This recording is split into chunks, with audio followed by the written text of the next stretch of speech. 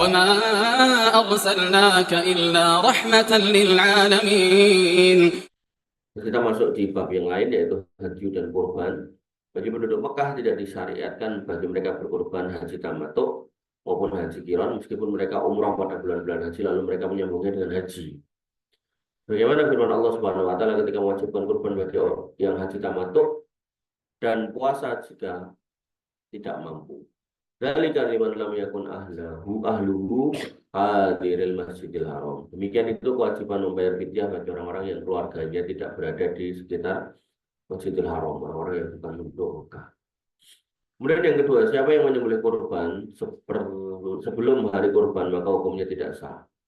Karena Nabi SAW, para sahabat tidak menyembelih kecuali pada hari kurban. Seandainya diperbolehkan menyembelih sebelum hari kurban, pasti beliau menjelaskannya dan jika menjelaskan pasti akan diriwayatkan oleh para sahabatnya. Boleh mengakhirkan menyembelih kurban hingga hari ke-13 karena semua hari-hari tasyrik adalah hari makan, minum, dan menyembelih, namun yang afdal adalah menyembelih lebih awal. Yang ketiga, tidak boleh puasa wajib maupun sunnah pada hari-hari tasyrik kecuali orang yang tidak mendapatkan hewan kurban. Sebagaimana hadis Ibnu Umar dari Aisyah radhiyallahu anha, ia berkata, tidak ada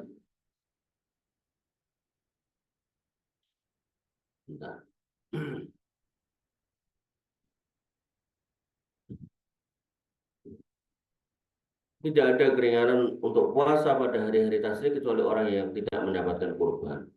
Kemudian yang keempat, yang afdal bagi orang yang mau berpuasa haji tamattu atau qiran sebagai pengganti kurban yaitu 3 hari sebelum hari Arafah.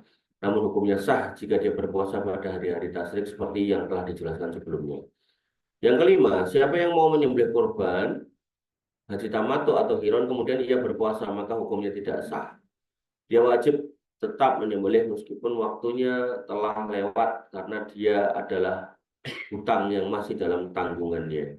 Yang keenam, tidak boleh membayar uang sebagai pengganti kurban, tetapi ia harus menyembelih atau mewakilkan pada orang lain. Sementara pendapat yang memperbolehkannya adalah syariat baru dan mungkar. Allah Subhanahu wa taala berfirman, am lahum syuraka'u syara'u lahum minad dini malam ya'dzan bihillah. Apakah mereka mempunyai sembahan-sembahan selain Allah yang mensyariatkan untuk mereka agama yang tidak diizinkan Allah? Yang ketujuh, sah hukumnya bagi orang yang berhutang untuk membeli hewan kurban, namun bagi yang tidak mampu tidak diwajibkan, tapi sebagai penggantinya dia dapat berpuasa. Yang kedelapan,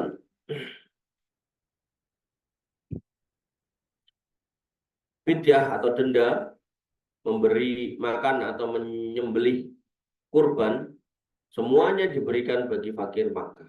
Yang kesembilan, daging kurban dibagikan pada fakir miskin penduduk haram maupun selain mereka yang tinggal di haram. Yang kesepuluh, siapa yang menyembelih kurban lalu ditinggal begitu saja dan tidak ada yang memanfaatkannya maka kurbannya tidak sah.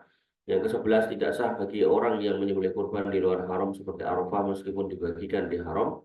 Dia harus menyembelih lagi baik dia mengetahui hukumnya atau tidak. Yang ke-12, orang yang menyembelih kurban tamattu, qiran atau kurban disunahkan memakannya dan menyedekahkannya. Kemudian yang ke-13, sunnah bagi orang yang mau menyembelih kurban membaca Bismillahi wallahu akbar, Allahumma hadza minka walaka. Lalu menghadap kiblat dan menghadap kiblat hukumnya sunnah.